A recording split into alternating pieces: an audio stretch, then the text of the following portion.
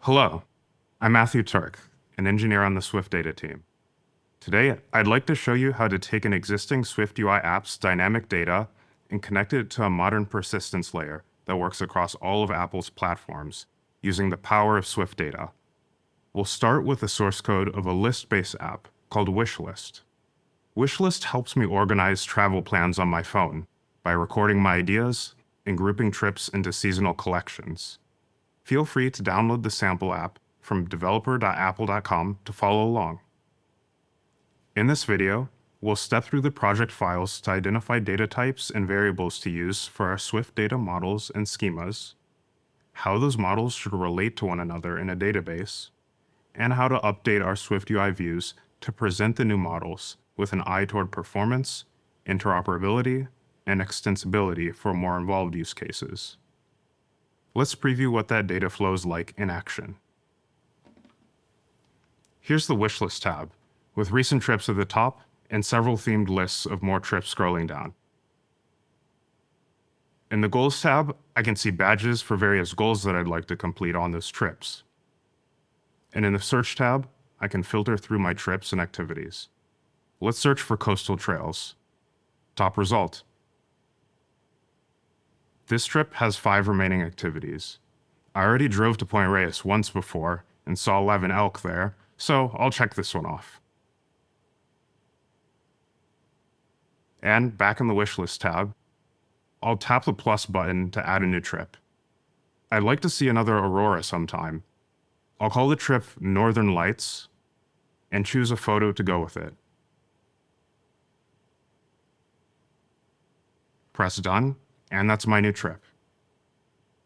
The data flow you just saw is possible because views and wishlist pull in a data source variable through the SwiftUI environment. The data source class manages and provides all of the pre-installed trip data. All trips, goals, and search results are filtered and sorted in memory on demand.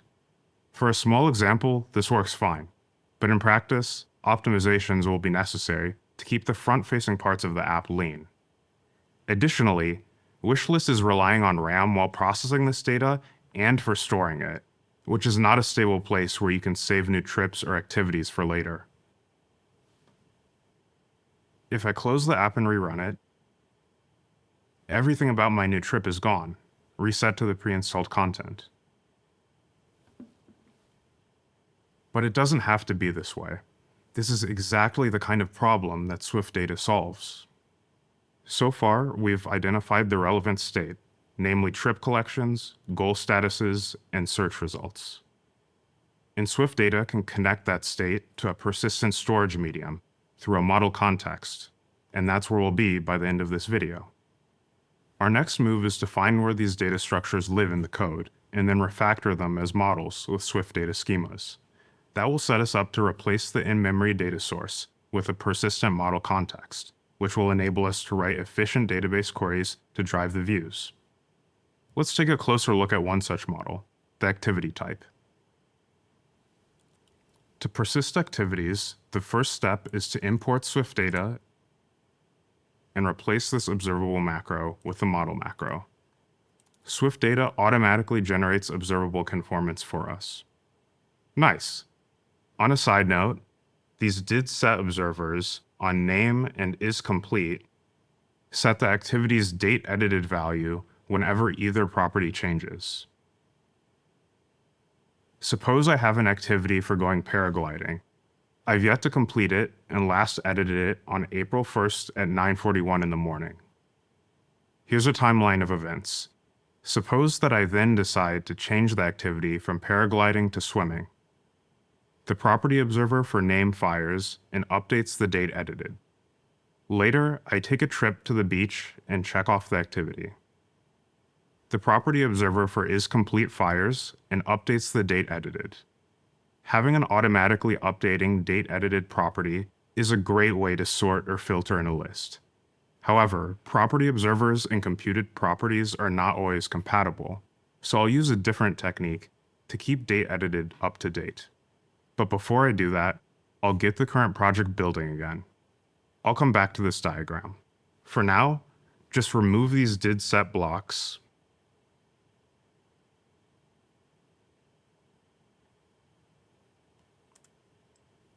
and leave date_edited as is. Okay, the trip class is next. Same deal, import SwiftData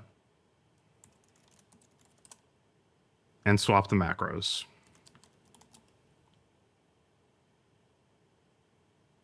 Now let's inspect these build failures to get an idea of what's missing. This one says that creation date has to be mutable, so we'll adjust the declaration to use var instead of let. Now SwiftData can populate this property at runtime with a value loaded from the database. The next error says the trip collection property and all model properties must be codable. This requirement exists so that SwiftData can serialize properties into database columns. The trip collection stores the seasonal theme of the trip. It should be included in the schema and persisted. I'll command-click to jump to its declaration, and I'll add that codable conformance explicitly. Several build failures remain. We'll fix these as we continue to build out the schema. Next, let's look at how goal tracking works in wishlist. With this goal type, the change is not as straightforward as converting an observable to a model. Goal is declared as an enumeration. Each goal has properties like its name, its kind, like whether it tracks activities completed or trips completed, and the target number of trips or activities to achieve the goal. There are exactly 18 goals, all defined ahead of time, because an enumeration defines a closed set of values. That's fine for the original interface demo, but what we need for a persistent model is a class. A class can store properties and can be instantiated any number of times. To get the interface right, we'll need to rethink the design of goal so that it harmonizes with the logic of how goals are processed and presented. At a high level, each of these goals corresponds to a badge that will be displayed in wishlist depending on whether certain criteria are met. To faithfully persist the statuses of these goals, we need some way to capture and store a minimal representation of whether a particular goal's criteria have been met. In SwiftData, a class is the substrate we choose to express that minimal representation. I'll convert goal into a class, starting with the same three properties: name, kind, and target count. In the original wishlist app, the number of items completed was stored separately, since enumerations don't have stored properties. Now that we have a persistent class, let's also store the progress value in the goal itself, called completed count, and a Boolean property called isComplete. We'll store value of true when completed count is greater than or equal to target. Because it's a stored property, it'll come in handy for separating completed goals from upcoming goals when we start querying in the view layer. Next, we have to deal with the kind property. Wishlist uses it to display different details based on whether the goal has to do with completing trips or completing activities. We can break off these finer differences into new subclasses using SwiftData's support for model inheritance. Inheritance is a software design pattern that tends to pay off when you have a well-defined hierarchy of classes, where each subclass represents the same idea as the superclass, but with more specific manifestations of a common set of properties. For example, a spiral galaxy and a lenticular galaxy are subclasses of galaxy, as they inherit several features that you'll find in any kind of galaxy, like stars and dust, while also having categorical differences in visible shape. Similarly, you could have a trip goal and an activity goal, which inherit some common properties from a superclass of goal. I'll model the different kinds of goals with inheritance by removing the kind property from goal and introducing subclasses for trip goals and activity goals. To learn more about when it makes sense to use model inheritance, check out the SwiftData Dive into Inheritance and Schema Migration session from WWDC 2025. We now have everything we need to start defining the relationships between all of these models. In wishlist, each trip is associated with a set of activities. This is a too-many relationship. Each persistent trip model has potentially many persistent activity models. Several parts of Wishlist have been approximating to many relationships by using dictionaries and functions that loop over arrays. For example, there's one that maps from trips to activities based on activity IDs. In a moment, I'll convert these dictionaries to proper too-many relationships between types, where each trip can have 0 or more activities. Declaring an array is the idiomatic way to tell SwiftData that one kind of model may reference another kind of model from the model context as needed. In trip, I'll declare an array of activities. Here, I'm also adding the relationship macro to explicitly mark the activities array of trip as a relationship so that deleting a trip from the database also clears out the activity models that were in its itinerary. Lastly, this photo URL property needs to be adjusted. It's just a file path right now, which will lose all meaning if the file is renamed or moved to another directory. And the full resolution image should only be loaded when a view needs to show it in full, like in Trip Detail View.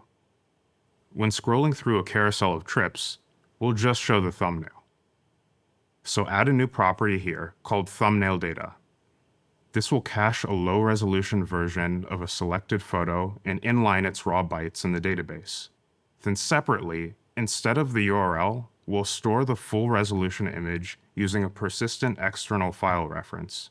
In SwiftData, this is done by creating a new model just for the image.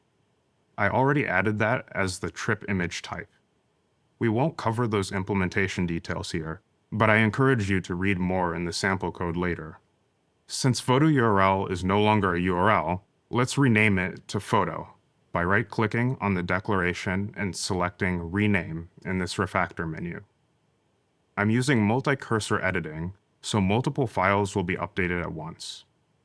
And while I'm at it, I can click this comment to update it with the new variable name. Hit return. Then refactor the labels of the initializer,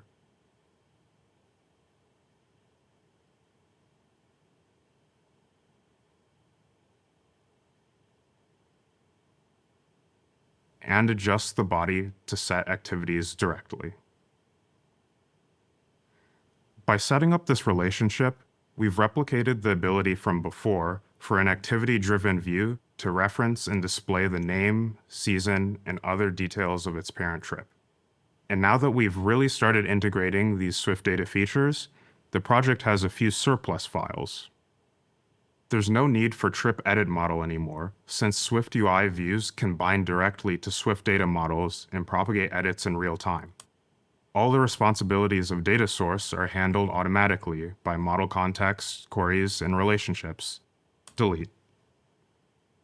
It's worth reflecting on that last part. We just removed hundreds of lines of code from the project. A good chunk of state management, storage logic, filtering, sorting, relationship traversal, and search will just work. One last touch on the window group, and the model layer can be done. This model container scene modifier here tells SwiftUI to use our new schema with the query macro. Next, we'll update the view layer. With the schemas and model container in place, automatic saving is enabled by default. Before seeing that in action, we're going to integrate these persistent models, starting with efficient, targeted queries for each subview that presents models. Then, we'll use SwiftUI view modifiers to capture and surface possible errors that could occur at runtime, like low disk capacity or unsupported predicates. Lastly, we'll add back any missing property observers so that UI events are propagating all of the right data and side effects that we expect. There are two key points to keep in mind when adding filtering to your SwiftData app. Inside your queries, the fetch descriptor is how you plan which models you want to load and show through your model context or query. And secondly, your models will be saved to a storage medium that exists outside of the address space of your app, such as a database in your local file system or a remote server. While this kind of storage is the bedrock of a persistence layer, it can be orders of magnitude slower than reading from memory. So when designing a persistence layer in your app, it's critical to think about which data need to be where and when for the best experience. I'll explain. Before, data about trips, activities, and goals would be in global variables like all goals. They were loaded as part of the compiled binary for the app. Accessing data this way is fast, but if I hard code lots of elements into all goals, for example, the app will have a noticeably elevated memory footprint for its entire lifetime. And if I add a new goal, everything about it disappears when I close the app and relaunch it, as you've seen. With SwiftData, we can insert goals or update existing goals and save them with our model context. Once they're saved, there are a few ways we can pull them back into the app. Here's one way. This code fetches all of the goals and then discards the irrelevant ones. So it uses less ongoing memory, but it incurs more I/O. This approach is a little like asking a librarian to go grab every book from every shelf at a library so that you can personally identify the ones by your favorite author. You could have asked that librarian for just the books by that author on their trip through the shelves. When you fetch using a predicate, it's like asking that librarian up front for what you want. Here, I get only the goals that I asked for. In goals view, we're going to use the query macro with a predicate. This is equivalent to calling fetch on a model context. The advantage is that the SwiftUI view will update automatically when the query result changes. Let's do that now. Import SwiftData and replace this data source environment property with a query for fetching achieved goals, sorted by when they were achieved. And this second query fetches the remaining relevant goals. Same idea in recent trips page view. Import SwiftData and replace data source with a query. We'll ask for trips in reverse chronological order and set a fetch limit of 5. That gets us the 5 most recent trips, which will go right into this for each. In trip collection view, we want to get all the trips and segment them by season. Each season is a trip collection, and there's going to be one instance of this view for each trip collection. An individual trip collection view doesn't know which season it's going to display until it's initialized. So we'll declare the query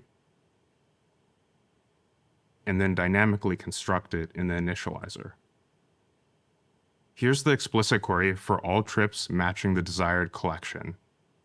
Notice that the query receives a predicate, and inside of the predicate, the trip collection parameter is captured directly from the initializer before heading to the database. And the results of the query will go into this for each.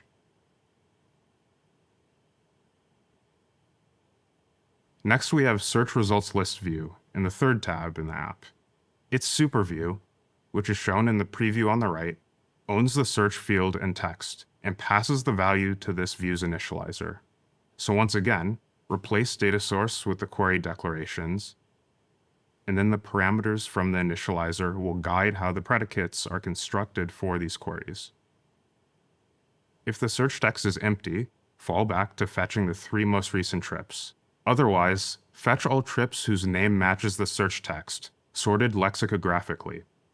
And then we'll do the same for activity search. Check if the text matches the name of any activities belonging to a trip, and again set the property wrapper like so. Lastly, use the queried values in list. This list also has an overlay view modifier, which displays a content unavailable view on the top if no search results are found. Let's replace the original data source condition with direct checks on trips.isEmpty and activities.isEmpty. That's enough to get the app running again. I'll add a trip and wish list and rerun it.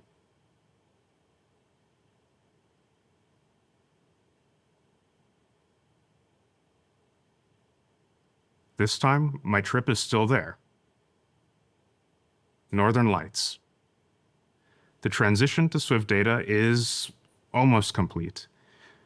We have just a few loose ends to tie up. Consider this update goal achievements method in activity item view. It directly updates progress values as people complete activities. It can throw errors. I'll capture those errors in a state variable.